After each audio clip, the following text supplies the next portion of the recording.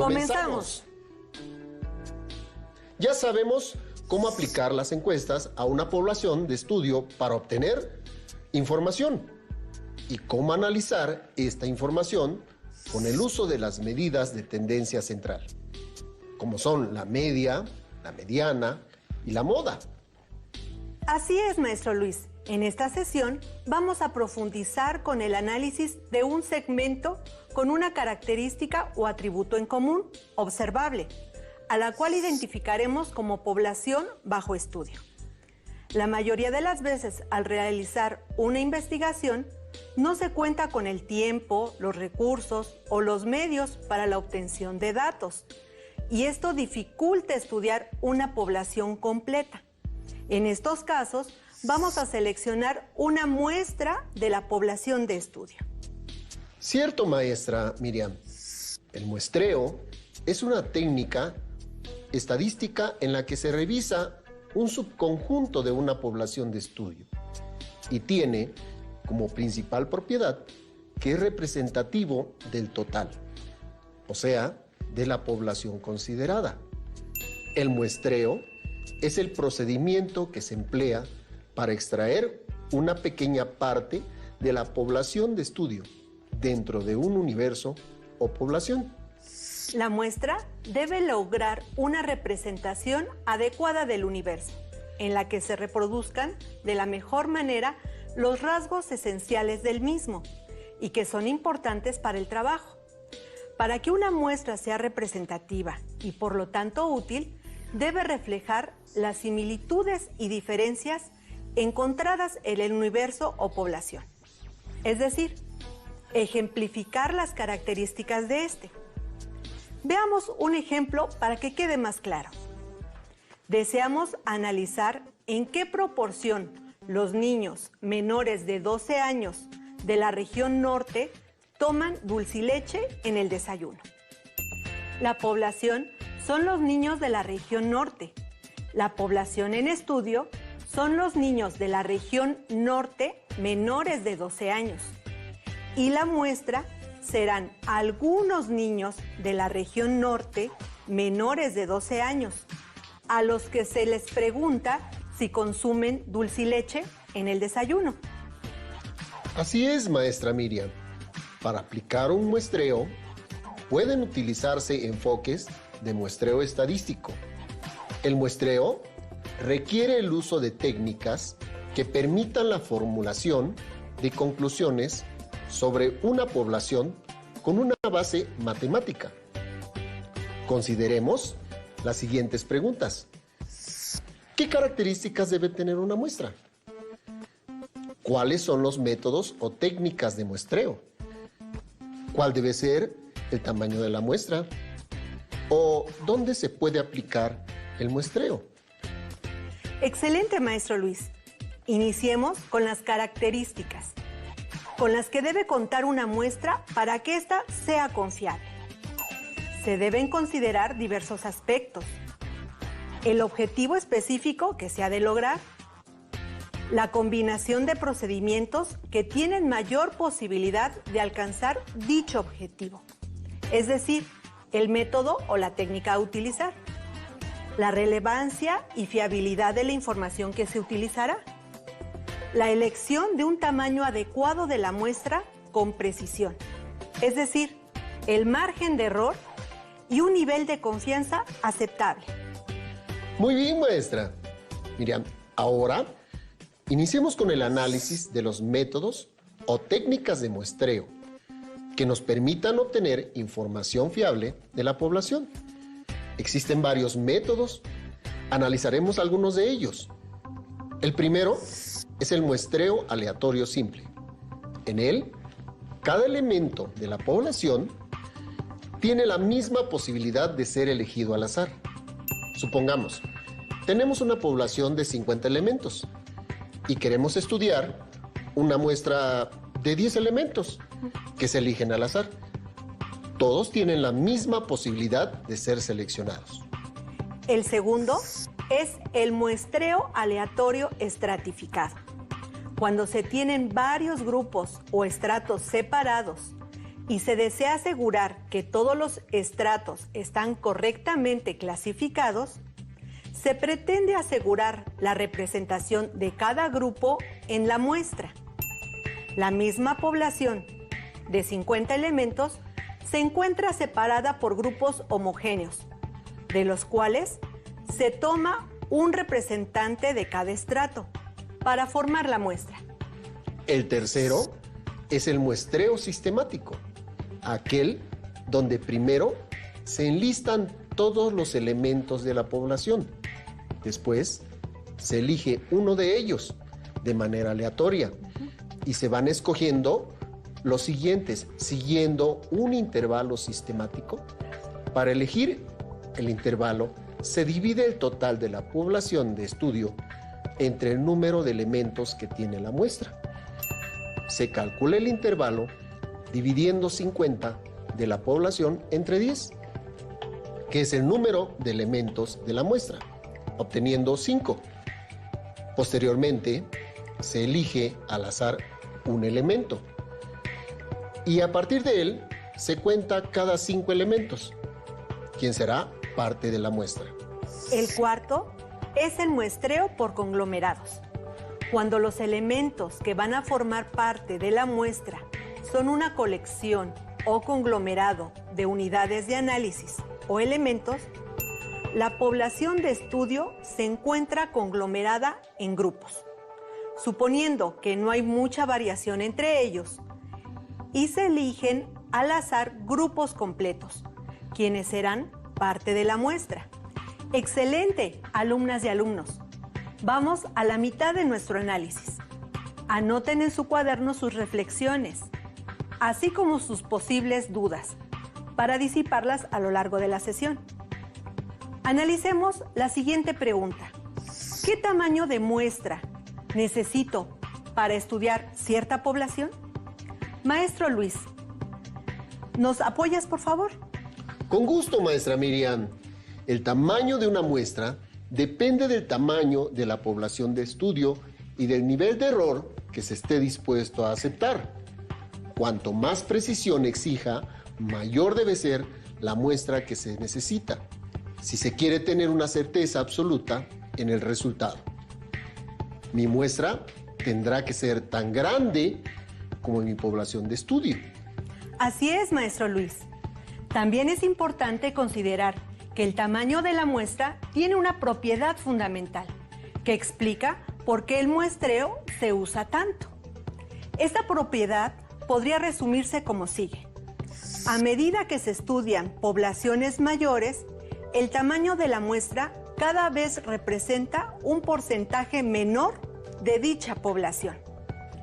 Para que tengan una mejor idea de esta propiedad, les mostramos la siguiente tabla, obtenida de un libro de texto de secundaria de 3er grado. Nos muestra a N mayúscula como el tamaño de la población de estudio y N minúscula es el tamaño de la muestra, con un margen de error del 3%. En la tabla se observa que, conforme crece la población, el tamaño de la muestra crece en menor proporción. Muy útil la observación, maestra Miriam. ¿Tomamos asiento? Claro.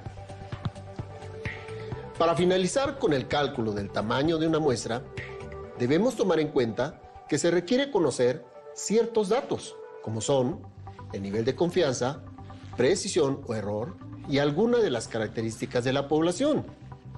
Ahora, veamos la aplicación del muestreo, que es muy amplia, ya que se puede emplear en encuestas de opinión de una población general sobre temas comunes que suelen afectar a todos los miembros de una misma comunidad, como la economía, la salud o la política, entre otros temas.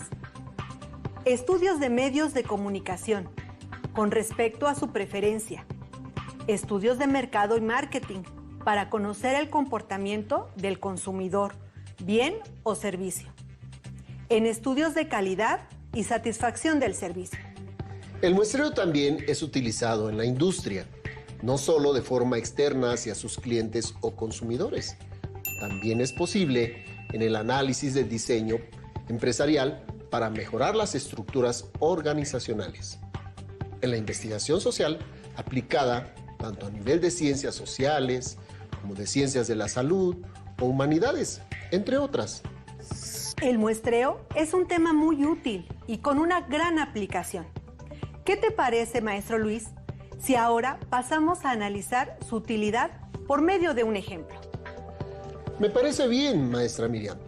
Vamos a retomar el problema inicial de la sesión, el cual nos dice: la empresa Dulcileche quiere conocer la aceptación de un nuevo sabor de leche en menores de 12 años en la región norte del país. Para este fin, la compañía tomó una muestra de 80 consumidores y registró su consumo semanal. ¿Cuál es el valor de las medidas de tendencia central para esta muestra?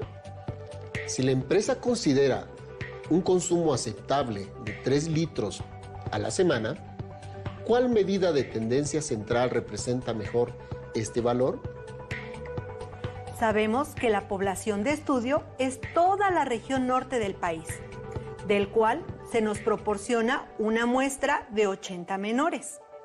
La empresa no enlista los resultados, los presenta en forma de tabla de frecuencias con 4 opciones, con sus respectivas frecuencias absoluta y relativa, y una gráfica de barras. Con la información proporcionada, iniciamos con el cálculo de las medidas de tendencia central. El primer cálculo es la media aritmética, también conocida como promedio.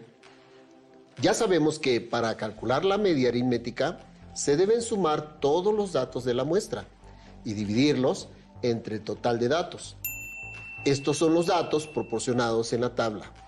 No contamos con los 80 valores de forma individual, pero a través de la frecuencia absoluta multiplicada por cada litro consumido semanalmente, nos permite calcular la sumatoria de los datos. Es decir, la sumatoria es igual a 35 por 2 más 21 por 3 más 9 por 4 más 15 por 5 igual a la suma.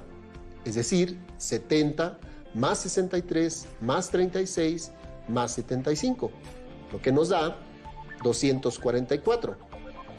La media aritmética es igual a la división de 244 entre 80 y nos dará 3.05.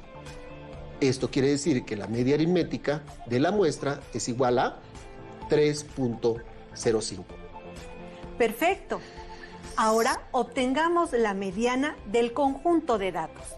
Para ello, necesitamos los datos ordenados de forma ascendente o descendente para considerar el dato que se encuentra a la mitad.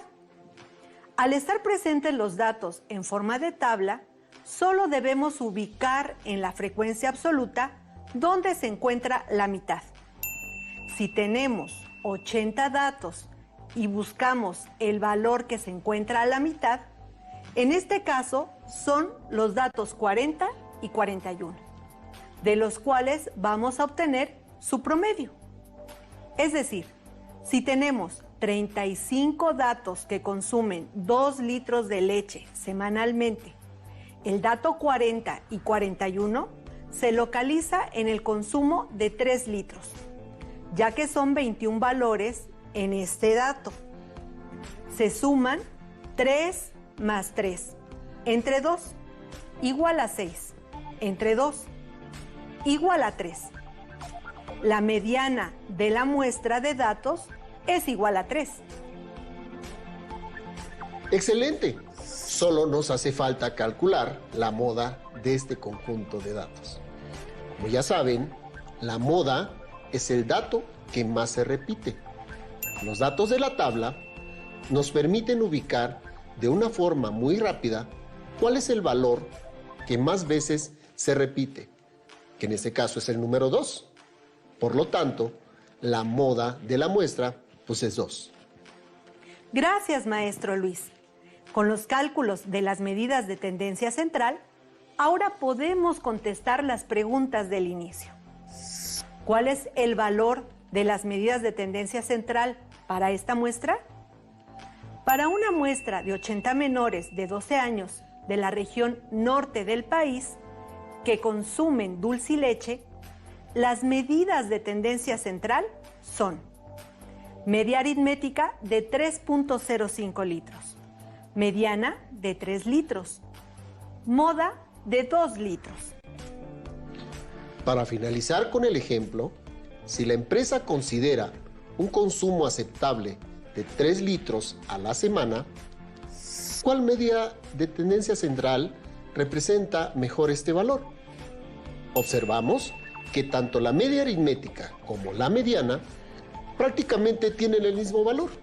Por lo tanto, la muestra cumple con el consumo esperado por la empresa. Interesante problema.